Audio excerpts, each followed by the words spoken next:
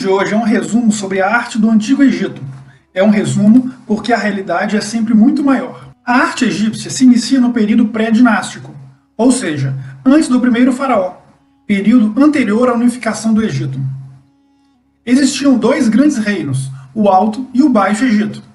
Grande parte da sociedade egípcia estava centrada na crença da eternidade da alma, e isso é mostrado na sua arte, em esculturas, arquitetura, pintura e mitologia. No período pré-dinástico, se inicia as práticas de sepultamento com objetos para auxiliar a alma após a vida. Eles acreditavam na ressurreição e não na reencarnação. Ou seja, acreditavam que após a morte, sua alma iria retornar ao seu próprio corpo. Os barcos eram os objetos mais importantes nesse período, pois acreditavam que poderiam auxiliar no transporte do falecido para a vida após a morte. Inicialmente, os governantes eram sepultados junto com animais e escravos sacrificados para auxiliar o faraó quando voltasse à vida. Com o tempo, começaram a achar essa prática muito cruel e, ao invés de colocar pessoas e animais sacrificados, começaram a pintar e esculpir objetos que os representassem.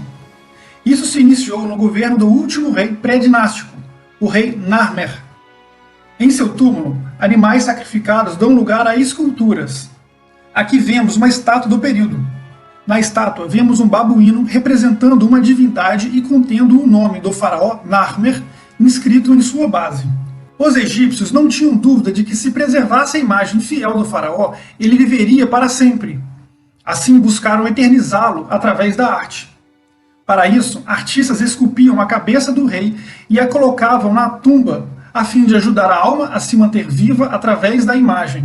Desta forma, o escultor ganhou importância na sociedade, ao ponto do nome egípcio para escultor significar aquele que mantém vivo. Porém, o artista não tinha espaço para a criatividade. Suas obras tinham regras rigidamente controladas por padrões estabelecidos. O primeiro conjunto de regras está na ideia da eternidade da alma. Não eram feitas para serem apreciadas na vida terrenal, mas para o momento da transição para a vida espiritual. Muitas das pinturas eram feitas em tumbas, para ajudar o falecido a lembrar de quem é quando voltasse à vida. Assim, para as pinturas ficarem mais próximas da realidade, eles desenvolveram uma técnica chamada de Lei da Frontalidade. A Lei da Frontalidade era um conjunto de normas rigidamente estabelecida, que se caracterizava pela ausência de tridimensionalidade. Nela, todas as partes do corpo devem ser retratadas do seu melhor ângulo. O tronco e os olhos devem ser retratados de frente, enquanto a cabeça, os pés, o nariz e as pernas devem ser desenhados de perfil. O objetivo era mostrar a maior realidade possível, mesmo se o resultado não parecesse natural. Outra regra muito importante era a hierarquia das imagens. O tamanho das pessoas é proporcional ao seu poder e sua importância. O amarelo claro era extraído do ocre. O verde vinha da malaquita e do cal, o preto do carvão, o vermelho do óxido de ferro ou hematita, o azul do silicato de cobre ou sais de cobalto.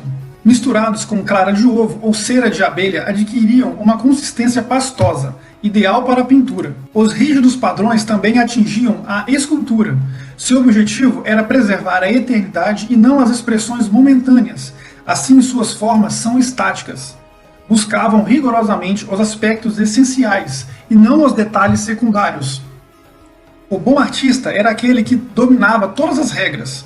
Ninguém queria coisas diferentes. O artista não podia ser original.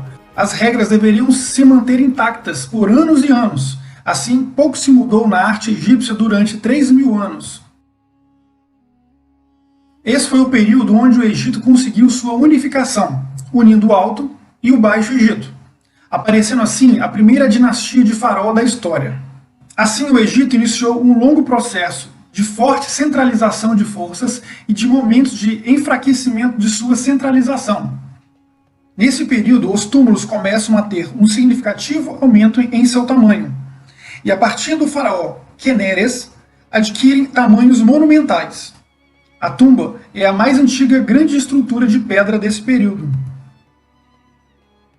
Neste período, os governantes eram sepultados na cidade de Ábidos, em mastabas. Eram construções retangulares de apenas um andar, que tinham a finalidade de sepultar o corpo do faraó, que ficava em uma câmara no interior da construção. O primeiro faraó de destaque do Antigo Império é Djoser. Djoser ganhou muito dinheiro explorando as minas de cobre do Sinai e, com isso, resolve mudar a sede do poder para Mênfis. Para mostrar seu aumento de poder, Djoser busca aumentar ainda mais a altura de suas mastabas. Para isso, contrata o arquiteto chamado Imhotep. Para aumentar a altura das mastabas, Imhotep tem a ideia de construir uma mastaba em cima da outra, formando assim a primeira pirâmide de degraus do Egito. Outro faraó que teve grande destaque é Snefru. Snefru enriqueceu o Egito significativamente. A riqueza lhe permitiu construir a primeira pirâmide com os lados lisos do Egito, a Pirâmide Vermelha. Ela recebeu esse nome devido à cor avermelhada da rocha que reveste o seu interior. O segundo faraó da quarta dinastia é Quéops, um faraó de grande destaque para a história e para a arquitetura. Seguindo a tendência de concentração de poder e o aumento de gastos públicos com construções, Quéops contrata o arquiteto Ankaf com a missão de construir a maior pirâmide de todas, a Pirâmide de Quéops, em Gizé, uma das maravilhas do mundo antigo. Seu interior se torna mais complexo, contendo a câmara do faraó, da rainha, entre outras dependências. Se sabe muito pouco sobre sua vida e seu reinado. A única imagem completamente preservada do faraó é essa estatueta. Seguindo a mesma tendência do faraó anterior, o faraó Khefren ordena a construção da segunda pirâmide de Gizé, que leva o seu nome. A pirâmide de Khefren é a única que ainda tem o resto do revestimento que dava o aspecto liso da pirâmide. Reparem no tamanho das pessoas perto dos 143 metros de altura da pirâmide. Além da pirâmide de Khefren, o faraó também manda construir a grande esfinge de Gizé. É a maior estátua feita de monolito do mundo. Tem 73 metros de comprimento e 20 metros de altura. As pinturas nas paredes das pirâmides se popularizam a partir do reinado de Teti. Agora, além dos custos das pirâmides, também tem os custos de sua decoração.